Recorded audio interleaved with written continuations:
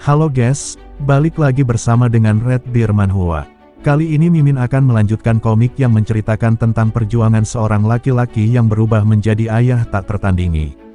Dan apabila kalian masih bingung dengan alur ceritanya, kalian bisa cek deskripsi atau langsung saja menuju playlist yang ada di channel ini untuk memulainya dari part 1. Tanpa basa-basi lebih lama lagi, mari kita lanjut ke part 32. Cerita dimulai. Terlihat semua anggota bertopeng telah tewas oleh MC setelah baku hantam kita dan yang tersisa hanyalah pemimpin kelompok bertopeng. Melihat hal itu, pemimpin kelompok bertopeng yang kesal mengumpat, "Brengsek." Melihat hal itu, MC kita berpikir dalam hatinya, jumlah mereka berhasil kukurangi, tapi aku masih belum dapat kesempatan menanganinya.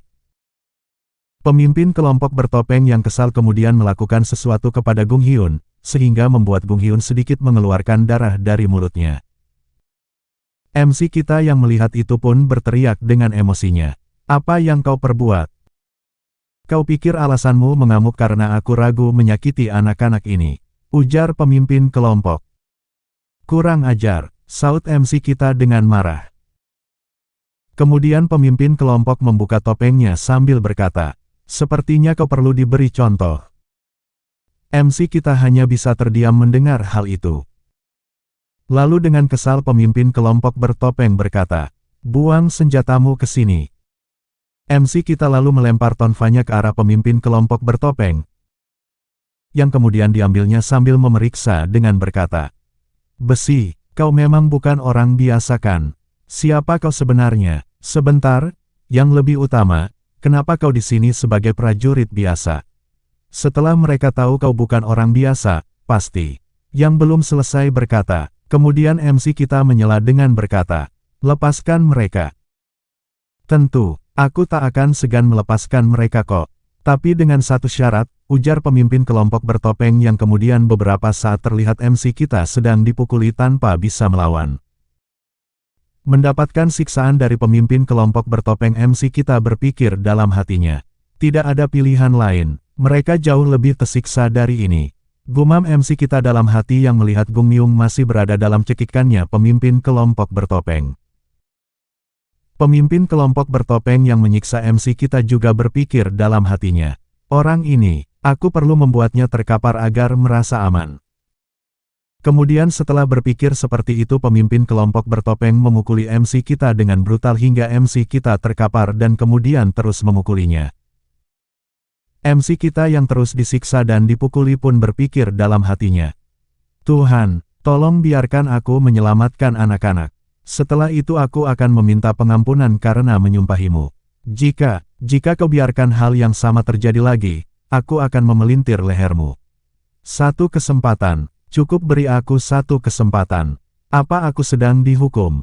Karena aku memanfaatkan bocah itu untuk menghindari ahli bela diri yang mencoba membunuhnya. Itu hanya sekedar demi menyelamatkan diri. Kenapa selalu aku yang tersiksa, bukan orang yang jahat?" Kemudian secara tiba-tiba MC tak sengaja melihat dua kakek kembar yang pernah mengajari Gung Hyun dan Gung Myung. Secara refleks MC kita berpikir dalam hatinya, alihkan dia." Kemudian MC kita sesaat mendapatkan celah untuk menyerang pemimpin kelompok, lalu MC kita dengan cepat menggigit kaki pemimpin kelompok.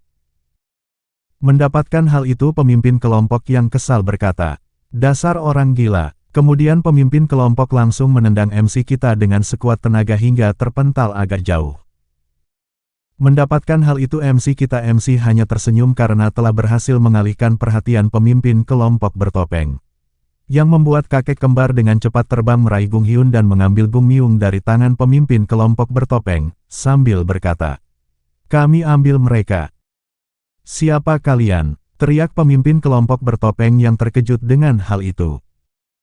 "Daripada mencemaskan identitas kami, seharusnya kau cemaskan hal lain," ujar kakek kembar. "Apa yang kau bicarakan?" saut pemimpin kelompok bertopeng yang sesaat kemudian tersadar akan sesuatu, yang kemudian menoleh ke arah MC kita. Terlihat MC kita berdiri dengan tubuh babak belur, kemudian MC kita menyeringai sambil berkata, "Babak kedua." Melihat hal itu, pemimpin kelompok bertopeng berpikir dalam hatinya, meski mampu berdiri, kondisinya tidak memungkinkan bertarung. Beberapa tulangnya pun sudah patah. Kakek-kakek itu juga bukan hanya berniat mengejekku. Mungkin aku harus menghajar salah satunya. Gumam pemimpin kelompok bertopeng yang sesaat menoleh ke arah kakek kembar. Kemudian pemimpin kelompok bertopeng melangkah maju ke arah MC kita berada sambil mencabut pedangnya. Dan segera berlari untuk menyerang MC kita dengan tusukan. MC kita yang hanya terdiam diri saja berhasil ditusuk oleh pemimpin kelompok bertopeng. Melihat tusukannya berhasil, pemimpin kelompok bertopeng berpikir dalam hatinya. Sudah kuduga, yang dia punya sekarang hanyalah tekad.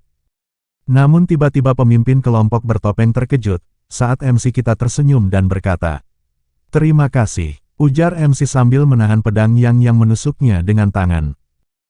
Orang ini, pikir pemimpin kelompok bertopeng yang mencoba mencabut pedangnya tapi tetap tidak bisa. Pemimpin kelompok bertopeng terkejut saat MC kita melangkah mendekatinya. Kemudian MC kita berkata, "Karena aku tak punya tenaga lagu untuk lari menghampirimu, jadi terima kasih sudah mendatangiku." "Tak bisa ditarik," gumam pemimpin kelompok bertopeng yang mencoba keras untuk menarik pedang.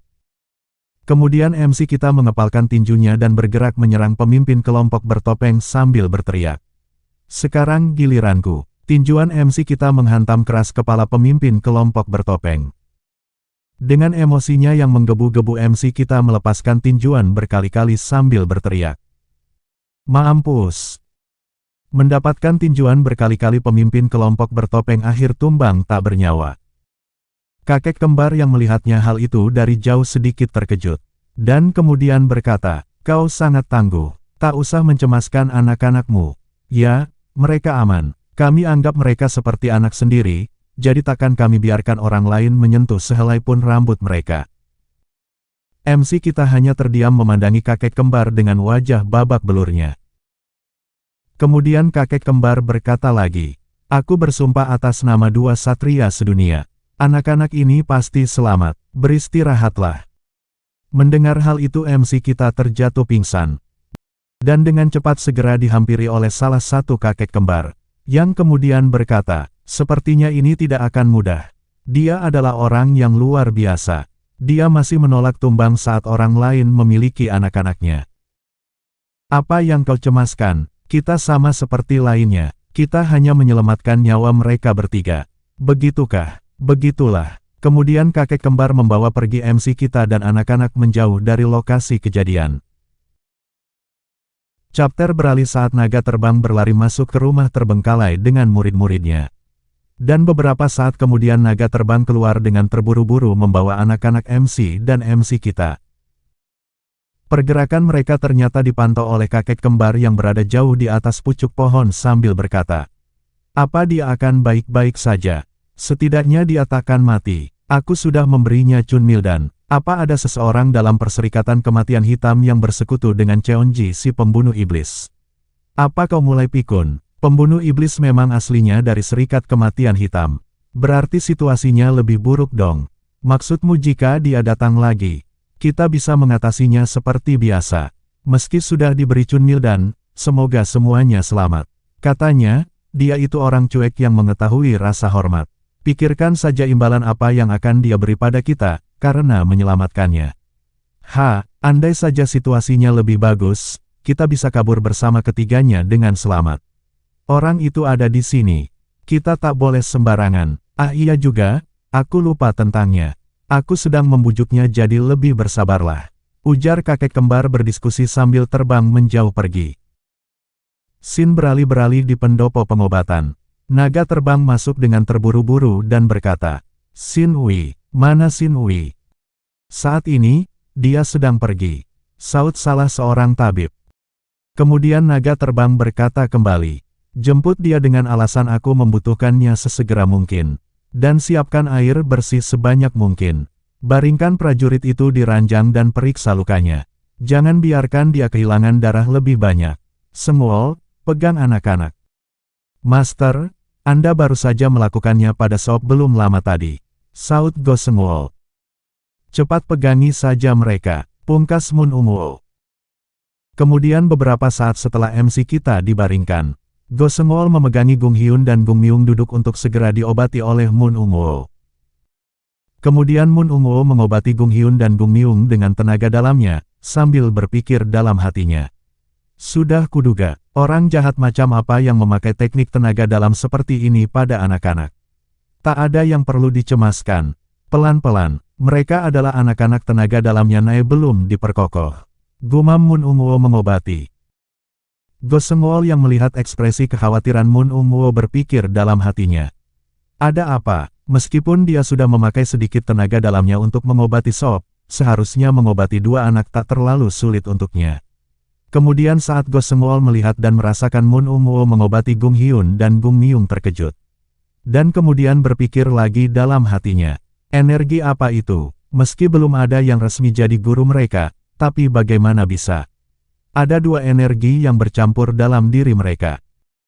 Kemudian Go Seungwol memerintahkan bawahannya dengan berkata, cepat pergi pendopo naga beladiri dan beritahu mereka situasinya, lalu panggil wakil kepala naga beladiri kemari. Baik, saut bawahannya. Kemudian Go Seungwol berpikir kembali dalam hatinya. Anak-anak, dari mana dan dari siapa kalian belajar? Alasan kalian tidak boleh memiliki guru adalah demi menjaga kerahasiaan teknik, dan juga karena mempelajari Naegong yang bersimpangan bisa berbahaya. Setidaknya masih untung Master menemukannya. Kalau tidak, nanti bisa jadi sangat berbahaya. Beberapa saat kemudian Xin Wei datang terburu-buru dan berteriak, mana pasiennya? Chapter beralih sedikit kepada MC kita yang sedang pingsan dan tengah diobati oleh Xin Wei. Terlihat Xin Wei memberikan tusukan jarum untuk akupuntur untuk melakukan segera pengobatannya. Kemudian Xin Wei berkata, untung saja dia sempat diberikan pertolongan pertama. Apa kau yang menyelamatkannya naga terbang? Ya bagaimana keadaannya, Xin Wei? Tanya Moon Unguo. Kemudian Xin Wei kembali berkata, awal melihatnya, kupikir sangat ajaib sekali dia masih hidup. Tapi setelah memeriksanya dan merasakan nadi kuat dari jarum, kurasa nyawanya tidak dalam bahaya. Apa artinya dia baik-baik saja? Saut Moon Unguo. Ya, sisanya hanya perlu kita rawat hingga pulih. Tapi apa kau tahu beladiri apa yang dipelajari prajurit ini? Tanya Xin Wei yang penasaran. Dia prajurit tingkat 1 dari asosiasi, jadi tidak ada asal-usul beladirinya. Memangnya kenapa? Jawab Moon Unguo. Kemudian Xin Wei kembali berkata, anggaplah ini sebagai rasa keinginan tahuan dokter ahli. Meski luka fisiknya parah, tapi nadinya masih kuat dan lukanya tak terbuka sedikitpun. Luka tak terbuka, maksudnya? Tanya Moon Unguo yang juga penasaran. Sewajarnya luka separah ini pasti pendarahan. Tapi meskipun pendarahan itu bisa dihentikan, sejak awal lukanya seperti sama sekali tidak terbuka. Ujar Xin Wei. Apa maksudmu pria ini punya tubuh yang sangat kokoh? Tanya lagi Moon Unguo yang penasaran. Kemudian Xin Wei kembali berkata, hanya sekali saat aku mengobati Ambasador Gongmun, kulihat hal seperti ini. Ambasador Gongmun, saut Moon Unguo. Ya, Ambasador Gongmun dari Shaolin. Pungkas Xin Wei. Yang kemudian lanjut berkata, tetapi ada satu perbedaan. Perbedaan, saut Moon Unguo lagi. Aku sempat kesusahan memberi akupuntur pada kulit kerasnya. Sebab itulah memakan waktu lebih lama. Pungkas Xin Wei menjelaskan.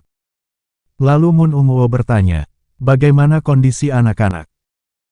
Meski mereka juga memiliki tubuh yang kuat dan kokoh, tapi belum sebanding dengan prajurit ini. Jawab Xin Wei.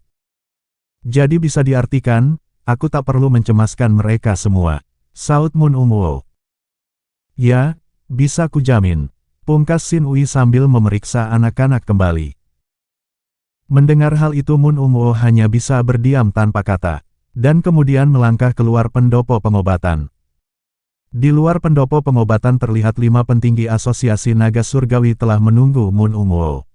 Melihat sudah ditunggu seperti itu Moon Unguo berkata, katanya, nyawa mereka tidak dalam bahaya. Ku yakin ada orang lain yang ingin menjadi mentor mereka selain kita.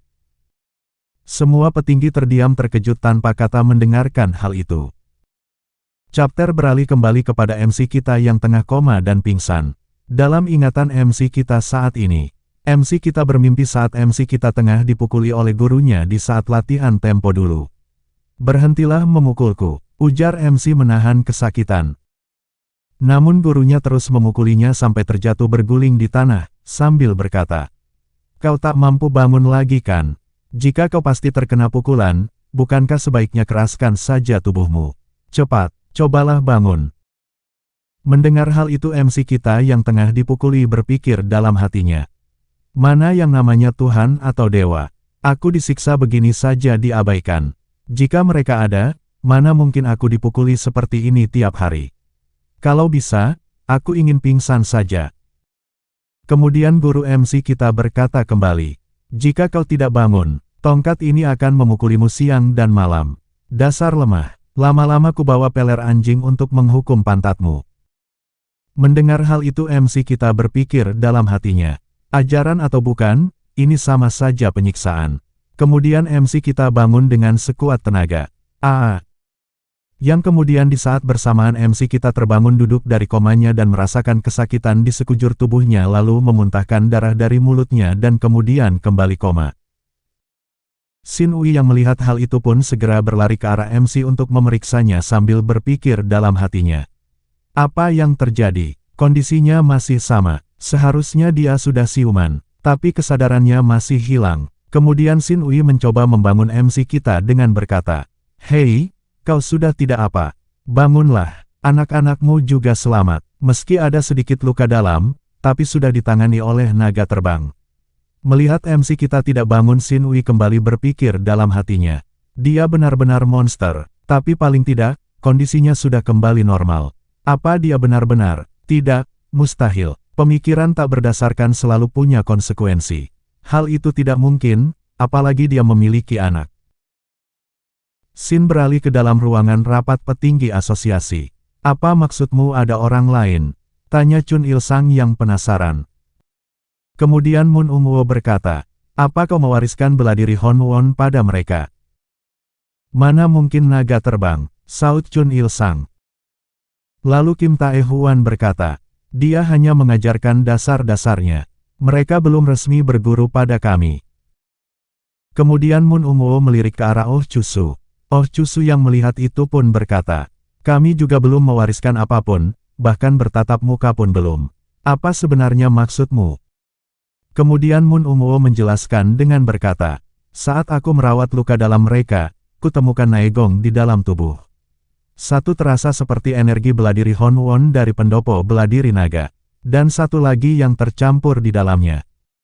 Dua energi sekaligus," saut Oh Chusu yang terkejut. "Aku belum yakin energi apa itu. Sebab itulah kucurigai ada keterlibatan orang lain," ujar Mun Ungwo. Kemudian Chun Il-sang yang terkejut bertanya, "Apa mereka sungguh baik-baik saja? Dua energi di dalam satu tubuh anak yang belum menguasainya bisa berbahaya."